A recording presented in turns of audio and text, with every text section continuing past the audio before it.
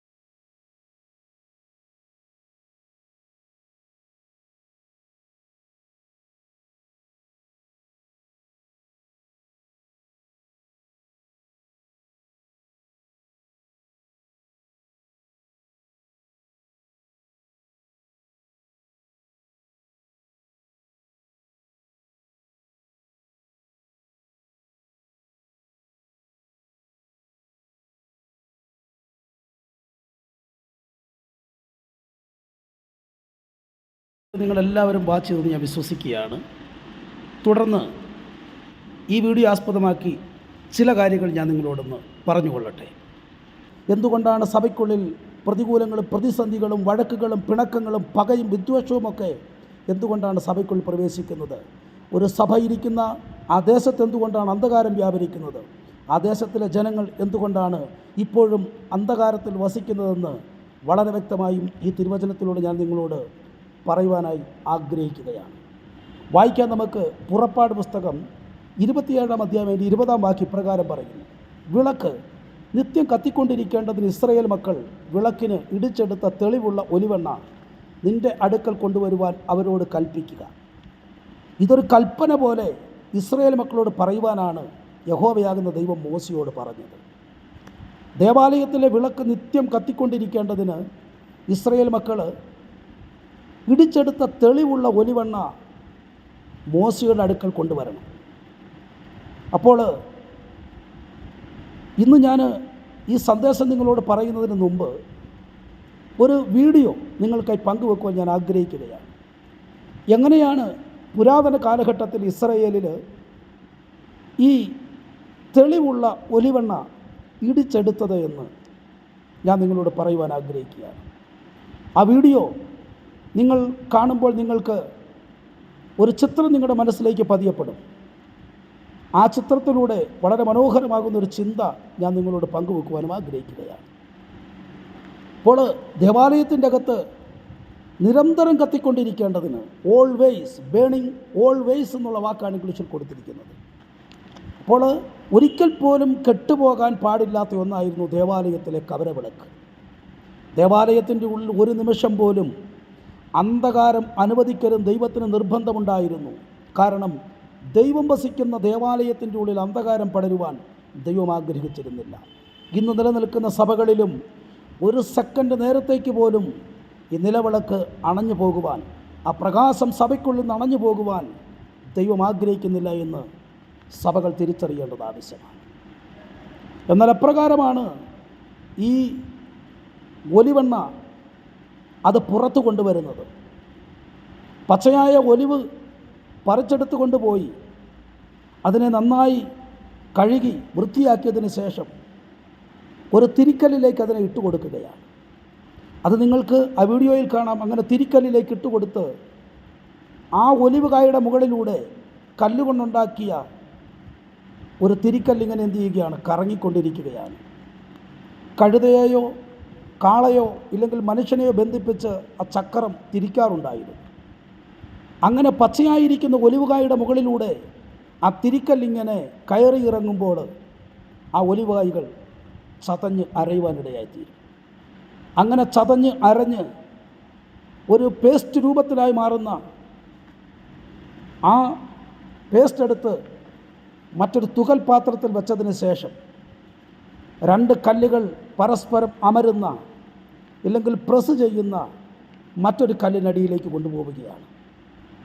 അപ്പോൾ ഈ പേസ്റ്റായിരിക്കുന്ന ഒലിവുക അതിനെ 2 കല്ലുകളുടെ ഇടയിൽ വെച്ച് നന്നായി അമർത്തുമ്പോൾ അതിൻ്റെ ഇടയിൽ നിന്നും ആ കല്ലുകളുടെ ഇടയിൽ നിന്നും വളരെ തെളിവുള്ള ഒലിവെണ്ണ പുറത്തേക്കിങ്ങനെ അതിനായി വെട്ടിയുണ്ടാക്കിയ ചാലുകളിലൂടെ ഒഴുകി വന്ന ഒരു പാത്രത്തിൽ വീഴുക ഉണ്ടായിരുന്നു. അങ്ങനെ എത്രത്തോളം ഭംഗിയായി അരയുന്നുവോ ചതയുന്നുവോ, എപ്രകാരം ഭംഗിയോടെ അമർത്തപ്പെടുന്നു, അത്രയും തെളിവുള്ള ഒലിവെണ്ണയാണ് പുറത്തേക്ക് വന്നുകൊണ്ടിരുന്നത്. അല്പം പോലും കലർപ്പില്ലാത്ത, അല്പം പോലും മായമില്ലാത്ത തെളിവുള്ള ഒലിവെണ്ണ തന്നെ കൊണ്ടുവരണമെന്ന് ദൈവം മോശയോട് കൽപ്പിക്കുകയാണ് ചെയ്യുന്നത്. എന്നിട്ട് പറയുകയാണ്, നീ ജനത്തോട് കൽപ്പിക്കണം ഇപ്രകാരമുള്ള ഒലിവെണ്ണ കൊണ്ടുവരണമെന്ന്. നോക്കണമേ ദൈവമക്കളെ, ഒരു ദേവാലയത്തിൻ്റെ ഉള്ളിൽ വിളക്ക് നിത്യം കത്തിക്കൊണ്ടിരിക്കേണ്ടതിന് കലർപ്പുള്ളതോ മായം ചേർന്നതോ ആകുന്ന എണ്ണയല്ല ദൈവം ആഗ്രഹിക്കുന്നത്. കലർപ്പില്ലാത്ത തെളിവുള്ള ഒലിവെണ്ണ തന്നെ ഉണ്ടായിരിക്കണമെന്നാണ് ദൈവം ആഗ്രഹിക്കുന്നത്. നമ്മുടെ എല്ലാവരുടെയും ജീവിതത്തിൽ ഇപ്രകാരമുള്ള തെളിവുള്ള കലർപ്പില്ലാത്ത ഒരു എണ്ണ ഉണ്ടാകണം, ദേവാലയത്തിലെ വിളക്ക് നിത്യം കത്തിക്കൊണ്ടിരിക്കേണ്ടതിന് വേണ്ടി. അപ്പോൾ ഈ മെനോറ എന്ന് പറയുന്ന ഈ കവരവിളക്ക് വെളിപ്പാട് പുസ്തകം 1-ാം അധ്യായം അതിൻ്റെ 20-ാം വാക്യത്തിൽ നമുക്കവിടെ കാണാൻ കഴിയുന്നത് ഇപ്രകാരമാണ്. അതെന്താണെന്ന് നമുക്കൊന്ന് നോക്കാം. 7 നിലവിളക്കുകൾ 7 സഭകളാകുന്നു, അല്ലേ? അപ്പോൾ ഈ കവരവിളക്കിനെ കുറിച്ച് വെളിപ്പാട് പുസ്തകത്തിൽ പറയുകയാണ് 7 നിലവിളക്കുകൾ 7 സഭകളാകുന്നു എന്ന്. അപ്പോൾ ഈ മെനോറ എന്ന് പറയുന്ന വിളക്ക് സഭയ്ക്ക് നിഴലായി നിൽക്കുകയാണ്. പുതിയ നിയമത്തിൽ ഈ മെനോറയാരാണ്? നമ്മൾ ഓരോരുത്തരുമാണ്. അപ്പോൾ അതെന്ത് ചെയ്യണം? നിരന്തരം ദൈവസന്നിധിയിൽ കത്തിക്കൊണ്ടിരിക്കണം. ദേവാലയത്തിൽ ഇരുട്ട് കടക്കാതെ, അന്ധകാരം ദേവാലയത്തെ കീഴടക്കാതെ, അന്ധകാരം ദേവാലയത്തെ ഗ്രസിക്കാതെ, അന്ധകാരത്തിൻ്റെ ശക്തികൾ ദേവാലയത്തെ കീഴടക്കാതിരിക്കേണ്ടതിന് ദേവാലയം എപ്പോഴും എന്തായിരിക്കണം? വെളിച്ചമുള്ളതായിരിക്കണം, നിരന്തരം കത്തിക്കൊണ്ടിരിക്കണം. അതിനെന്ത് ചെയ്യണം? ഓരോ ദൈവമക്കളും ഇടിച്ചെടുത്ത ഒലിവെണ്ണ ദേവാലയത്തിൽ കൊണ്ടുവരണം എന്നാണ് ദൈവത്തിൻ്റെ കൽപ്പന. ഇതപ്രകാരമാണ് പുതിയ നിയമത്തിൽ സാധ്യമാകുന്നത്. പുതിയ നിയമത്തിൽ മെനോറയില്ലല്ലോ. പുതിയ നിയമത്തിൽ ഒലിവെടുത്ത് ചതച്ചതിൻ്റെ എണ്ണ കൊണ്ടുവരേണ്ട ആവശ്യമുണ്ടോ? ഇല്ല. എന്നാൽ എങ്ങനെയാണ് പുതിയ നിയമത്തിൽ ഈ തെളിവുള്ള ഒലിവെണ്ണ വിളക്കിനെ കത്തിക്കുന്നതെന്ന് ഞാൻ നിങ്ങളോട് പറയുവാൻ ആഗ്രഹിക്കുകയാണ്. ഞാനും നിങ്ങളും ദേവാലയത്തിലെ മെനോറയ്ക്ക് സമമാണ്. നമ്മൾ കവരവിളക്കിന് സമമാണ്. പുതിയ നിയമത്തിൽ നമ്മളാണ് നിലവിളക്ക് എന്ന് പറയുന്നത്. ഇനി എന്താണ് ആ ഒലിവെണ്ണ എന്ന് പറയുന്നത്? അത് പരിശുദ്ധാത്മാവിനെ കാണിക്കുന്നതാണ്. പരിശുദ്ധാത്മാവ് എപ്രകാരമാണ് ഈ ദേവാലയത്തിൽ വിളക്ക് കത്തുവാൻ സഹായിക്കുന്നത്? ഒലിവായിട്ടിരിക്കുന്ന കാലത്തോളം, ഒലിവ് കായായിരിക്കുന്ന കാലത്തോളം അതിന് എണ്ണ പുറത്തു കൊണ്ടുവരാൻ കഴിയില്ല. അത് ചെറുതായി ഒന്ന് ഉടയ്ക്കപ്പെട്ടത് കൊണ്ടോ ചെറുതായിട്ട് ഒന്ന് നുറുക്കപ്പെട്ടത് കൊണ്ടോ ഈ തെളിവുള്ള ഒലിവെണ്ണ പുറത്തു വരാറില്ല. എപ്രകാരമാണോ ഒരു ഒലിവുക ആ തിരിക്കല്ലിൻ്റെ അടിയിലൂടെ കടന്നു പോയിട്ട് ആ തിരിക്കല്ലതിനെ പൊടിച്ച് ചതച്ച് ഒരു പേസ്റ്റ് രൂപത്തിലാക്കി മാറ്റിയിട്ട് മറ്റൊരു കല്ലിൻ്റെ അടിയിൽ വെച്ച് അമർത്തി അതിൻ്റെ തെളിവുള്ള ഒലിവെണ്ണ പുറത്തെടുക്കുന്നത്, അപ്രകാരം ഒരു പ്രോസസ്സിലൂടെ ഈ ഒലിവുകായി കടന്നു പോകേണ്ടതായിട്ട് ആവശ്യമുണ്ടായിരുന്നു. ഗസമനയിലെ യേശുക്രിസ്തുവിൻ്റെ പ്രാർത്ഥന നമുക്ക് മനസ്സിലാകും. ഗസമന എന്ന് പറഞ്ഞാൽ എണ്ണച്ചക്കെന്നാണ് അവിടെ കാണാൻ കഴിയുന്നത്. എന്നാൽ അവിടെ നമ്മൾ യേശുക്രിസ്തുവിൻ്റെ പ്രാർത്ഥനയെക്കുറിച്ച് നമുക്ക് മനസ്സിലാക്കാൻ കഴിയുന്നത്, യേശുക്രിസ്തു ഗസമനയിൽ പ്രാർത്ഥിച്ചു കൊണ്ടിരിക്കുന്ന സമയത്ത് അവനൊരു ഒലിവുകായ്ക്ക് സമമായി ഒരു എണ്ണച്ചക്കിലൂടെ എപ്രകാരമാണ് ഒലിവുകായി കടന്നു പോകുന്നത്, അപ്രകാരം യേശുക്രിസ്തു പ്രാർത്ഥനയിൽ കടന്നു പോവുകയായിരുന്നു. അതുകൊണ്ടാണ് യേശുക്രിസ്തു വിയർത്തത്. തൻ്റെ രക്തത്തുള്ളികളൊക്കെ നിലത്ത് വീഴുന്നത് ഒരു ഒലിവുക പൊട്ടി അതിൻ്റെ അപ്പുറത്തുള്ള ജ്യൂസുകളൊക്കെ നിലത്ത് വീഴുന്നത് പോലെ ദൈവത്തിൻ്റെ ശരീരം ഗസമന എന്ന് പറയുന്ന ചക്കിലൂടെ ആ പ്രാർത്ഥന സമയത്ത് കടന്നു പോയപ്പോൾ എന്താണ് സംഭവിക്കുന്നത്? ഉടയ്ക്കപ്പെടുകയാണ്, തകർക്കപ്പെടുകയാണ് ചെയ്യുന്നത്. പ്രിയ ദൈവമക്കളെ, ഓരോ വിശ്വാസികൾക്കും നിഴലായി നിന്നുകൊണ്ട് ഓരോ വിശ്വാസികളും ഇപ്രകാരമായിരിക്കണമെന്ന് യേശുക്രിസ്തു കാണിച്ചു തരുന്നതിൻ്റെ വ്യക്തമാകുന്ന മാതൃകയാണ് ലൂക്കോസിൻ്റെ സുവിശേഷം 22-ാം അധ്യായത്തിലെ ഗത്സമനയിലെ പ്രാർത്ഥനയെന്ന് നമുക്ക് മനസ്സിലാക്കുവാൻ കഴിയും. അങ്ങനെ ഞാനും നിങ്ങളും ഒരു ഒലിവുകായ് പോലെ പ്രാർത്ഥനാ മുറികളിൽ തകർക്കപ്പെടുന്നുവെങ്കിൽ, ഉടയ്ക്കപ്പെടുന്നുവെങ്കിൽ, ഒരെണ്ണച്ചക്കിലൂടെ കടന്നു പോകുന്ന അവസ്ഥ നമ്മുടെ ജീവിതത്തിലുണ്ടാകുന്നുവെങ്കിൽ, തീർച്ചയായും നമ്മളിൽ നിന്ന് പുറത്തേക്ക് ഊറി വരുന്ന ആ ഒരു സത്തുണ്ടല്ലോ, അത് പരിശുദ്ധാത്മാവെന്ന് പറയുന്ന എണ്ണ പോലെയായിരിക്കും. ആ എണ്ണ ഇല്ലെങ്കിൽ നമ്മളിൽ നിന്ന് പുറത്തേക്ക് വരുന്ന ആ എണ്ണയാണ്, പരിശുദ്ധാത്മാവെന്ന് പറയുന്ന തെളിവുള്ള എണ്ണയാണ് ദേവാലയത്തെ കത്തിച്ചുകൊണ്ടിരിക്കുന്നത്, സഭയെ കത്തിക്കുന്നത്. അവിടെ ദേവാലയത്തെ കത്തിക്കുന്നു, ദേവാലയത്തിലെ വിളക്കിനെ കത്തിക്കുന്നുവെങ്കിൽ പുതിയ നിയമത്തിൽ സഭ കത്തിക്കൊണ്ടിരിക്കണം. ഓരോ വ്യക്തിയും എന്താണ്? ഓരോ വിളക്ക് പോലെ പ്രകാശിച്ചു കൊണ്ടിരിക്കണമെന്നാണ് യേശു ആഗ്രഹിക്കുന്നത്. കത്തണമെങ്കിൽ എന്താണ്? ചിലതൊക്കെ നുറുക്കപ്പെടുക തന്നെ ചെയ്യണം, ചിലതൊക്കെ എന്ത് ചെയ്യണം? ഉടയപ്പെടുക തന്നെ ചെയ്യണമെന്നാണ് ദൈവത്തിൻ്റെ വചനത്തിൽ നമുക്ക് മനസ്സിലാക്കുവാൻ കഴിയുന്നത്. അതുകൊണ്ട് നമ്മുടെ പ്രാർത്ഥനാ മുറികളിൽ നമ്മളൊരെണ്ണച്ചക്കിലൂടെ കടന്നു പോകുന്ന അനുഭവം ഉണ്ടാകുന്നുവെങ്കിൽ, നമുക്ക് നിത്യം കത്തിക്കൊണ്ടിരിക്കുന്ന ആ എണ്ണ നമ്മളിൽ നിന്ന് പുറത്തു വരുവാനിടയായിത്തീരും. നമ്മളിൽ നിന്നാണ് പരിശുദ്ധാത്മാവ് പുറത്തു വരുന്നത്. ഒരു ഒലിവ് കായ്ക്കകത്ത് എണ്ണ എപ്രകാരമാണോ മറഞ്ഞിരിക്കുന്നത്, എപ്രകാരമാണോ അതിൻ്റെ അകത്ത് അടങ്ങിയിരിക്കുന്നത്, ആ എണ്ണയെ പുറത്തെടുക്കുവാൻ തക്കവണ്ണം ആ കല്ലതിൻ്റെ പുറത്തൂടെ ഓടുമ്പോൾ, മറ്റൊരു കല്ല് വെച്ച് അതിനെ അമർത്തുമ്പോൾ അതുവരെ മറഞ്ഞിരുന്ന എണ്ണ എപ്രകാരമാണ് പുറത്തു വരുന്നത്, അങ്ങനെ നമ്മൾ പ്രാർത്ഥന എന്ന് പറയുന്ന ചക്കിൻ്റെ അകത്തൂടെ കടന്നു പോകുമ്പോൾ അകത്ത് പകർന്നിരിക്കുന്ന, അകത്തൊളിച്ചിരിക്കുന്ന ആ തെളിവുള്ള ഒലിവെണ്ണ നമ്മളിലൂടെ പുറത്തേക്ക് വരുവാനിടയായിത്തീരും. അത് സഭയെ കത്തിക്കുവാൻ ഇടയായിത്തീരുക തന്നെ ചെയ്യും. അത് സഭയിൽ വെളിച്ചം കൊണ്ടുവരുവാൻ കാരണമായി തീരുക തന്നെ ചെയ്യും. അത് സഭയ്ക്ക് വെളിച്ചം നൽകുവാൻ കാരണമായി തീരുക തന്നെ ചെയ്യും. അത് സഭയിൽ വലിയ വെളിച്ചമുണ്ടാക്കുവാൻ കാരണമായി തീരും. ഇന്നെന്തുകൊണ്ടാണ് സഭകളിൽ പ്രതികൂലങ്ങളും പ്രശ്നങ്ങളും ഉണ്ടാകുന്നത്? നമ്മൾ ചിന്തിച്ചിട്ടുണ്ടോ? തീർച്ചയായും സഭയ്ക്കുള്ളിൽ ഒരു ഇരുട്ട് വ്യാപരിച്ചിരിക്കുകയാണ്, ഒരു പ്രതിസന്ധി വ്യാപരിച്ചിരിക്കുകയാണ്, അന്ധകാരം വ്യാപരിച്ചിരിക്കുകയാണ്. എന്തുകൊണ്ടാണ് സഭയ്ക്കകത്തൊക്കെ പലപ്പോഴും പ്രതികൂലങ്ങളും പ്രതിസന്ധികളും വാക്കുതർക്കങ്ങളും അപ്രകാരമുള്ള ഈസാബോസയൊക്കെ ഉണ്ടാകുന്നത്? തീർച്ചയായും ഒരു മനുഷ്യൻ മറ്റൊരു മനുഷ്യനെ തിരിച്ചറിയാൻ കഴിയുന്നില്ല. ഒരു തരത്തിൽ പറഞ്ഞാൽ അന്ധകാരം വ്യാപരിച്ചിരിക്കുകയാണ്, ഇരുട്ട് വ്യാപരിച്ചിരിക്കുകയാണ്. ഒരു ഉദാഹരണം ഞാൻ പറയാം. നിങ്ങളെ ഒരു 5-6 പേരെ, നിങ്ങളുടെ സഹോദരങ്ങളായിരിക്കാം, മാതാപിതാക്കളായിരിക്കാം, സുഹൃത്തുക്കളായിരിക്കാം, ഒരു 10-15 പേരെ ഇരുട്ടുള്ള ഒരു മുറിയിലേക്ക്, ഇല്ലെങ്കിൽ ഒരു മുറിയിലേക്ക് കടത്തിവിട്ടിട്ട് ആ മുറിയിലെ ലൈറ്റ് കെടുത്തി കഴിയുമ്പോൾ നിങ്ങൾക്ക് പരസ്പരം മനസ്സിലാക്കാൻ കഴിയില്ല. അപ്രകാരമാണിന്ന് സഭയ്ക്കുള്ളിൽ ദൈവദാസന്മാർക്ക് നേരെ ചീറിയെടുക്കുന്നവർ, വിശ്വാസികൾക്ക് നേരെ ചീറിയെടുക്കുന്ന ദൈവദാസന്മാർ, കൂട്ടുവിശ്വാസികൾക്ക് നേരെ ചീറിയെടുക്കുന്ന സഹവിശ്വാസികൾ, തമ്മിൽ പഴിചാരുന്നവർ, തമ്മിൽ വാളെടുക്കുന്നവർ, തമ്മിൽ കൊല്ലുന്നവർ, പരസ്പരം കാണാൻ കഴിയത്തില്ലാത്ത അവസ്ഥ കൊണ്ടാണ് ഇപ്രകാരം സംഭവിക്കുന്നത്. സഭയ്ക്കുള്ളിൽ ഇരുട്ട് വ്യാപരിച്ചപ്പോൾ കൂടെ ഇരിക്കുന്ന സഹോദരൻ്റെ മുഖം കാണാൻ കഴിഞ്ഞില്ല, സഹോദരിയുടെ മുഖം മനസ്സിലാക്കാൻ കഴിഞ്ഞില്ല, ദൈവദാസനെ തിരിച്ചറിയാൻ കഴിഞ്ഞില്ല. സഭ ഇരുട്ടിലായിരിക്കുന്നതാണ് ഇന്ന് ഏറ്റവും വലിയ അപകടസന്ധി സഭ തരണം ചെയ്തുകൊണ്ടിരിക്കുന്നത്. പ്രിയ ദൈവമക്കളെ, സഭയ്ക്കുള്ളിൽ ഇപ്രകാരമുള്ള പ്രതികൂല സാഹചര്യങ്ങൾ സഭയ്ക്കുള്ളിൽ നിന്ന് ഓടി മാറണമെങ്കിൽ, വഴക്കുകളും അതുപോലെ തന്നെ മറ്റുള്ളതാകുന്ന കലാപങ്ങളൊക്കെയും സഭയ്ക്കുള്ളിൽ പഴിചാരലുകൾ, കുറ്റപ്പെടുത്തലുകൾ ഒക്കെ മാറണമെങ്കിൽ സഭയ്ക്കുള്ളിൽ വെളിച്ചമുണ്ടാവണം. ആ വെളിച്ചത്തിൽ മാത്രമേ കൂടെ ഇരിക്കുന്നവൻ്റെ മുഖത്തെ തിരിച്ചറിയുവാൻ കഴിയത്തുള്ളൂ. അപ്പോൾ മാത്രമേ കൂടെ ഇരിക്കുന്ന ആ കൂട്ടാളിയുടെ ജീവിതത്തിലുള്ള പ്രതികൂലങ്ങളെ, അവൻ അതിജീവിക്കുന്ന പ്രതിസന്ധികളെ നമുക്ക് തിരിച്ചറിയാൻ കഴിയത്തുള്ളൂ എന്നുള്ളതാണ്.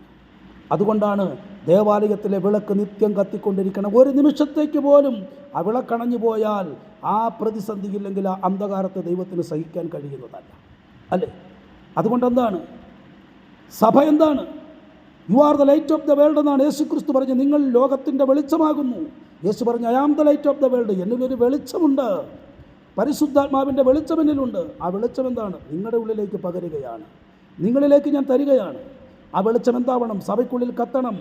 കേവലം സഭയ്ക്കുള്ളിൽ മാത്രമല്ല, കേവലം നമ്മളിൽ മാത്രമല്ല, നമ്മളായിരിക്കുന്നിടത്ത് ആ വെളിച്ചമുണ്ടാകണം. ഒരു ലൈറ്റ് കത്തിച്ച് വെക്കുന്നിടത്തെല്ലാം ആ പ്രകാശം പരക്കുന്ന പോലെ. അതുകൊണ്ടാണ് വിളക്ക് കത്തിച്ച് പറയിൻ കീഴിലല്ല തണ്ടിന്മേലത്ര വെക്കുന്ന. അപ്പോൾ മുറിയിലുള്ള എല്ലാവർക്കും, വീട്ടിലുള്ള എല്ലാവർക്കും വെളിച്ചം കാണുമല്ലോ എന്നാണ് ദൈവത്തിൻ്റെ വചനം പറയുന്നത്. തണ്ടിന്മേലിരിക്കുന്ന ഒരു വിളക്കാണ് സഭയെന്ന് പറയുന്നത്. മലമേലിരിക്കുന്ന പട്ടണം മറഞ്ഞിരിപ്പാൻ പാടില്ല. അതിൻ്റെ അകത്തുനിന്നൊരു വെളിച്ചമുണ്ടാകുന്നുണ്ട്. അത് സമൂഹത്തിന് വെളിച്ചം പകരുന്നതാണ്. അതുപോലെ തന്നെ രാജ്യത്തിന് വെളിച്ചം പകരുന്നതാണ്, ദേശത്തിന് വെളിച്ചം പകരുന്നതാണ്.